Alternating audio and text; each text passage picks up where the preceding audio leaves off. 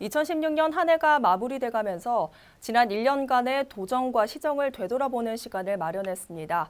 이번 시간에는 한 해 동안 창원광역시 추진에 온 행정력을 집중했던 창원시정을 살펴봤습니다. 지난 1년간의 창원시정, 전주현 기자가 돌아봤습니다.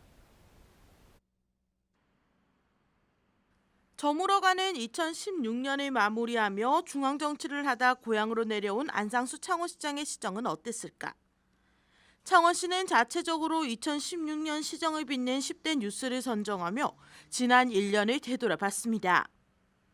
창원시가 뽑은 2016년의 최고는 역시 안상수 시장이 역점적으로 추진하고 있는 창원광역시 승격 입법청원이었습니다. 지난 9월 시민 서명과 함께 입법청원을 국회에 제출했고 이어 11월에는 김성태 의원의 대표 발의를 통해 법률안이 발의됐고 대선 후보자 공약화를 제시했습니다. 또한 청렴도 전국 1위 역시 창원의 큰 성과로 볼 수 있습니다. 지난 2010년 통합 이후 거의 꼴찌나 다름없었던 창원시가 2014년에는 18위, 2015년 5위에 이어 기어이 1위를 차지한 겁니다. 또한 마산 해양 신도시 마리나 유치와 창원 문화복합타운 유치를 통해 관광과 문화예술특별시에 한 발 더 다가가며 지난 7월 1일에는 문화예술특별시를 선포한 바 있습니다. 그 밖에도 옛 39사단터 개발 이익환원과 민주성지 선양사업 발표, 2017 세계 한상대회 개최, 그리고 조수미 예술학교 설립 협약과 창원 마산 야구장 착공까지 올해 창원시가 내세우는 대표적인 성과입니다. 하지만 창원시정이 지난 1년간 그렇게 순탄하게만 돌아간 것은 아닙니다.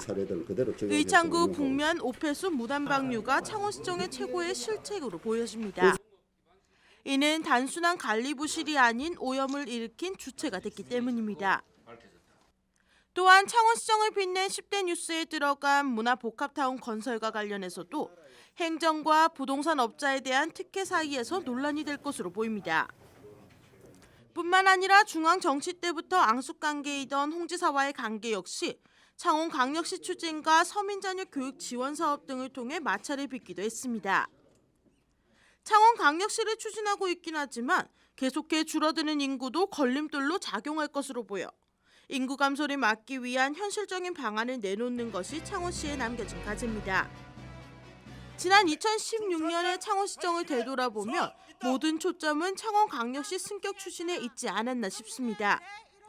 하지만 형태가 커지는 광역시 추진만이 아니라 창원 시민 모두가 잘 살고 행복한 창원시정을 만드는 것이 무엇보다 중요하지 않을까 생각됩니다. 하나뉴스 전주현입니다.